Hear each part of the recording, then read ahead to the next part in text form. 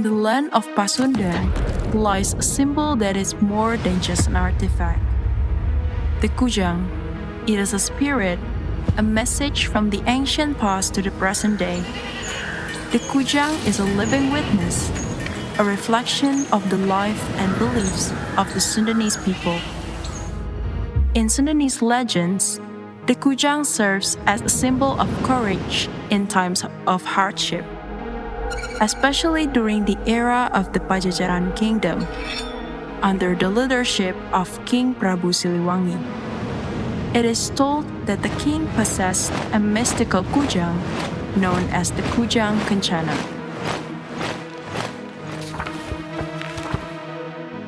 In the legend, the Kujang Kencana had the power to make enemies retreat without a single drop of blood spilled, a force drawn from the respect and the reverence for the king, as well as the loyalty of the Sundanese people. The Kujang serves as a reminder of the strength and unity between a king and his people, a symbol deeply rooted in the spirit of every Pajajaran warrior. The Kujang consists of 3 parts, each telling a story of human life cycle. Paksi, the part that symbolizes birth, Beteng, the journey of life, and Kongo, the soul's final journey toward eternity. Mistika, Mastaka, Mustika. From nothingness emerged the wisdom of thought.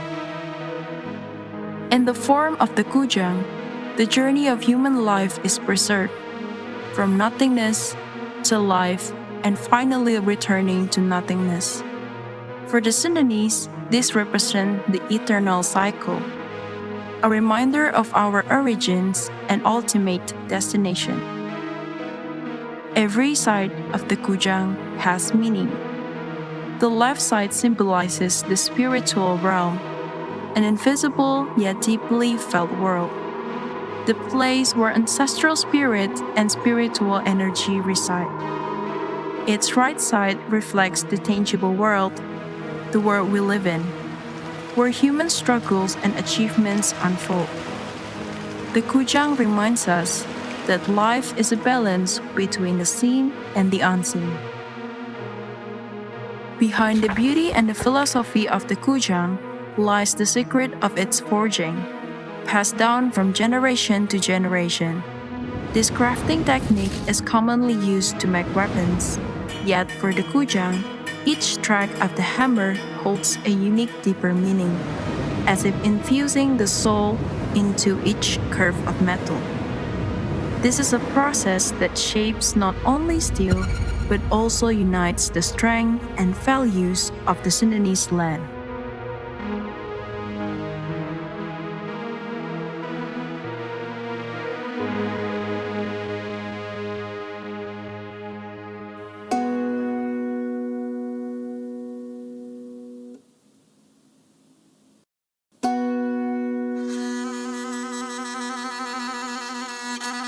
The primary material commonly used for making sharp weapons is a spring steel. However, for creating the unique pamor of this Kujang, 4 to 5 different types of materials are used. Yang paling utama itu nikel, yang kedua itu mangan atau bekas bantalan kereta api. Kalau yang untuk kerasnya pakai bekas per mobil. Kalau yang alloynya itu ada yang bekas jembatan, galangan kapal, atau besi-besi yang alloy gitu, yang lunak gitu. Before the forging process begins, the charcoal used must be of high quality. In the Chiwidey region, pine wood charcoal is typically preferred. Kalau yang bara untuk pamor, itu saya sengaja disenter 2 gitu, blowernya dipasang 2 karena untuk mempercepat rambatan di atas 1000 derajat itu supaya tidak panas. Kita dikasih senter blower untuk pendorong panas, untuk yang kerjanya tungku pukul, martil kecil, capit ragum atau capit lasan, itu yang paling utama untuk pembuatan beberapa jenis pamor. The process begins with creating 7 layers of material. These layers are welded together to ensure strong bonding. The layers are heated around 900 degrees Celsius in the forge. The material is then cleaned, hammered, and reheated at 1200 to 1400 degrees Celsius. The material is manually hammered to unify the layers and then thinned using the mechanical hammer. The initial material, measuring 20 cm, is heated and extended to 60 cm, then divided into 3 sections for further forging.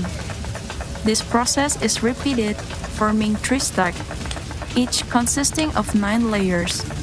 Each layer contains of 7 sheets, resulting in total of 7 times 9 layers for a perfectly unified structure. The unified layers are shaped into a blade for the kujang. The blade is first shaped at the tip, starting with a tada at the back, then moving forward the center using manual hammering. The edges are shaped according to the design.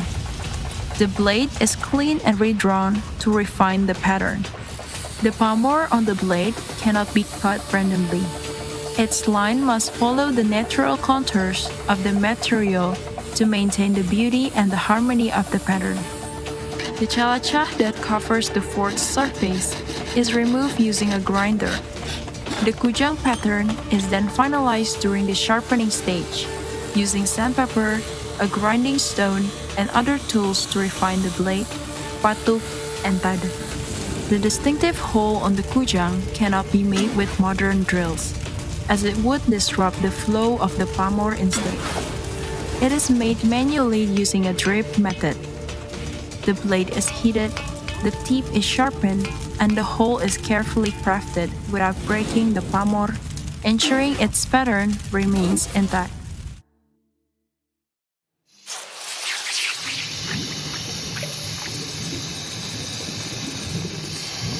The etching process begins after the blade surface is polished to a grade 400 finish to preserve the clarity of the pommel.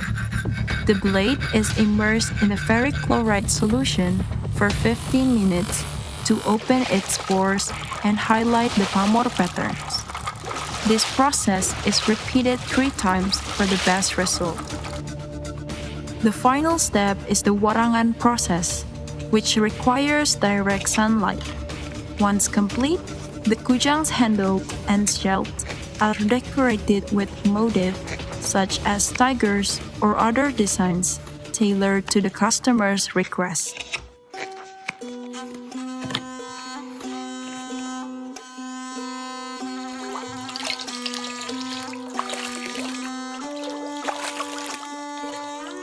Kenapa ada ini? Bukannya menjalur kemusyrikan, hanya untuk menjaga keselamatan saya juga. Karena membuat kujang bukan sembarangan kujang, bukan hanya untuk koleksi, takutnya dipakai senjata atau segala macam.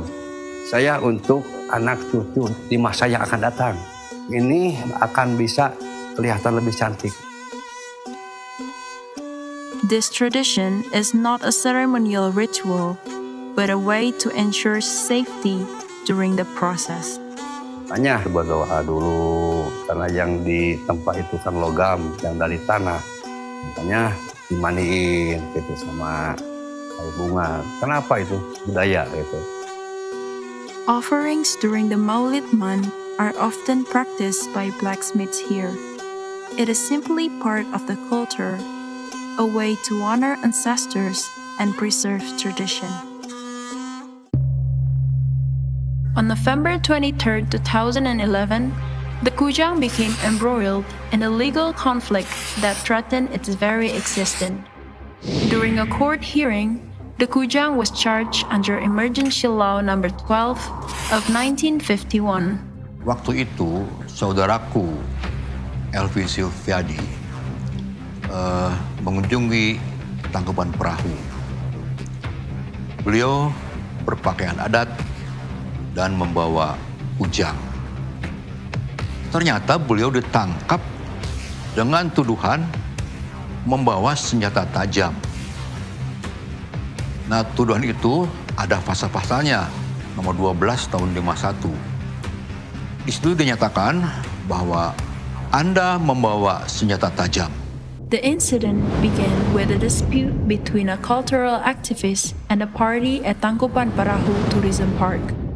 The situation escalated, culminating in the activist brandishing a kujang, which led to his arrest under the Emergency Law Number 12 of 1951, Article 2, Paragraph 1, on firearms and sharp weapon. These were expert witnesses such as retired Mayor Jenderal TNI Iwan R. Sulanjana, Insinyur Roza Rahmatjasa Mintaraja, Wawa Hermawan, and Kang Aris Kurniawan played a critical role in defending the honor of the kujang. They emphasized that the kujang is not a weapon, but a sacred heirloom of the Sundanese people. Bahwa unsur-unsur perubahan dalam kujang itu tidak memiliki secara jelas sebagai elemen fungsional. Seperti misalnya bilahnya yang memiliki panjang antara 19 sampai 25 cm, itu secara ergonomi tidak memenuhi syarat efektif, efisien, dan ergonomis terhadap manusia, khususnya orang Sunda.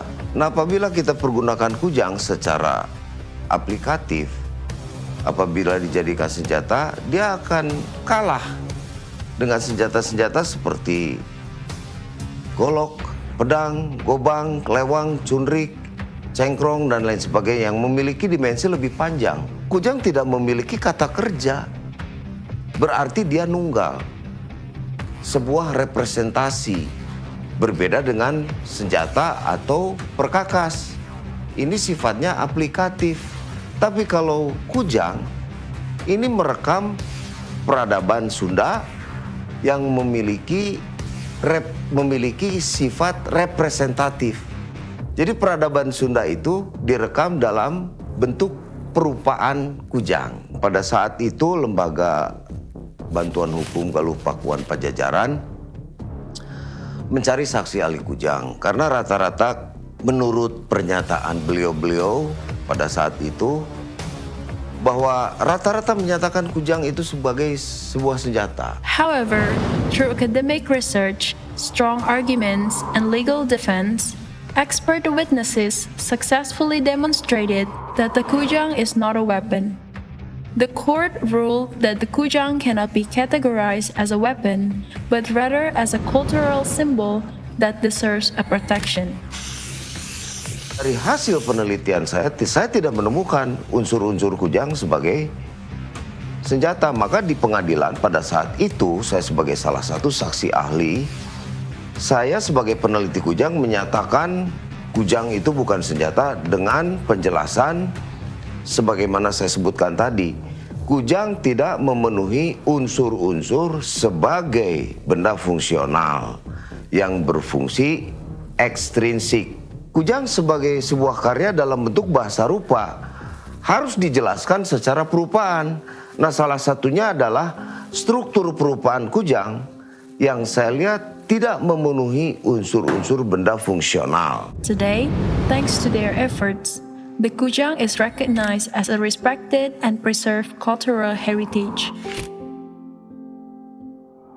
This decision is not only a victory for the defenders of the kujang, but also for the entire Sundanese community.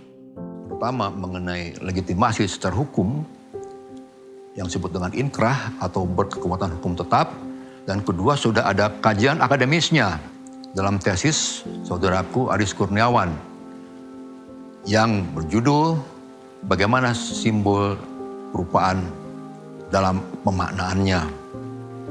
Saya kira cukup dua itu menjadi dasar untuk memunculkan atau mengeluarkan peraturan daerah yang sudah Kang Iwan laksanakan menjadi tradisi yang berlangsung sejak lama, bahwa Sertijab itu selalu serah terima kujang di samping Wangsit Siliwanginya.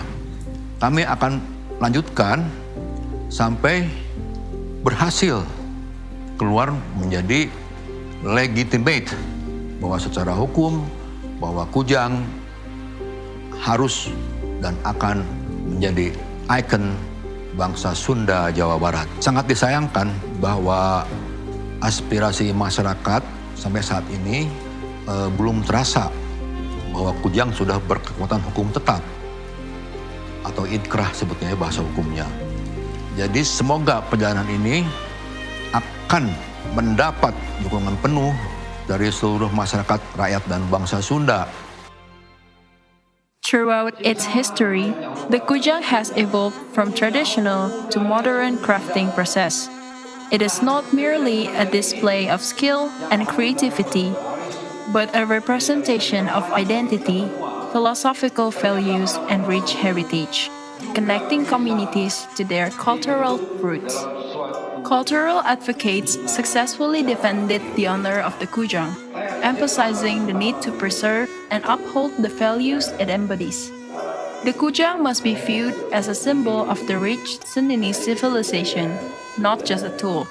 Therefore, it is crucial for the government to propose regional regulations that protect and govern the Kujang, ensuring its continuity and recognition. For instance, government officials could carry the Kujang during Hanover ceremonies accompanied by the Wangsit Siliwangi tradition. It is also hoped that the Kujang might one day become a ceremonial command baton. With such regulations in place, the Kujang would not only receive formal recognition, but also be safeguarded and preserved as a cultural identity that remains vibrant and respected through changing times, ensuring its legacy for future generations.